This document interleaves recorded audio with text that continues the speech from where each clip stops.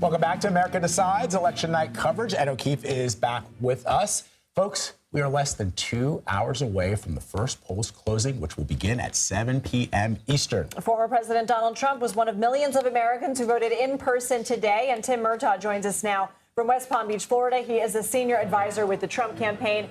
Thank you for being here. First off, how do you feel about Trump's closing message? Was it enough to bring in undecided voters? Well, I think so, because we're now getting some exit polls from CNN, and they show that 72% of the people coming out of the voting booth today describe themselves as dissatisfied or angry, and there's a 58% disapproval rating of Joe Biden and the Kamala Harris administration. So there is, without question, an anti-incumbent mood, and people don't like the direction of the country. And that's why when we're talking about the economy and immigration and the way that America positions itself in the world, that the central message and the closing message of Donald Trump, which is that Kamala Harris broke it and Donald Trump will fix it, we think that does resonate, because that's exactly what people are concerned about, and they're looking for solutions to it. Tim, let me ask you about the battleground states. There have been reports coming in of large enthusiasm, for example, in the critical battleground state of Pennsylvania. What's been the ground game attack for the campaign in some of those crucial states?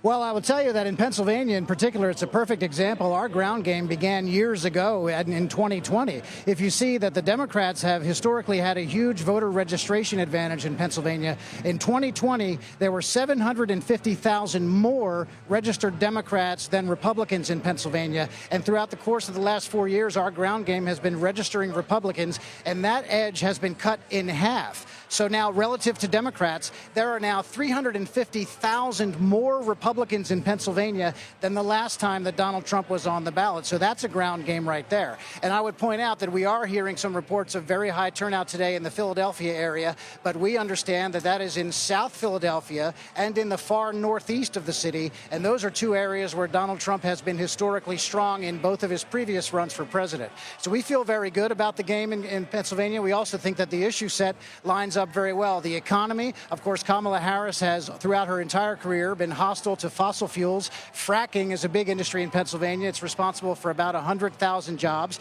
and people have very strong concerns about the southern border. There are a number of communities in Pennsylvania which actually have an illegal alien problem, despite the fact that they're over 1,000 miles from the southern border. So we think Pennsylvania lines up very well for us. Tim, in 2020, the former president declared victory prematurely.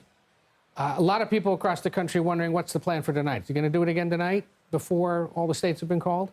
Well, I think as we see the numbers coming in, and there are going to be a number of states that do report the numbers tonight, I think by the end of tonight we will have a pretty good idea who has won this election. Maybe a lot of those states might not be called, but I think that everyone who's watching it will know what direction it's headed. And I think that in a fair and free election, Donald Trump is going to win this thing, and he'll make that statement at the appropriate time.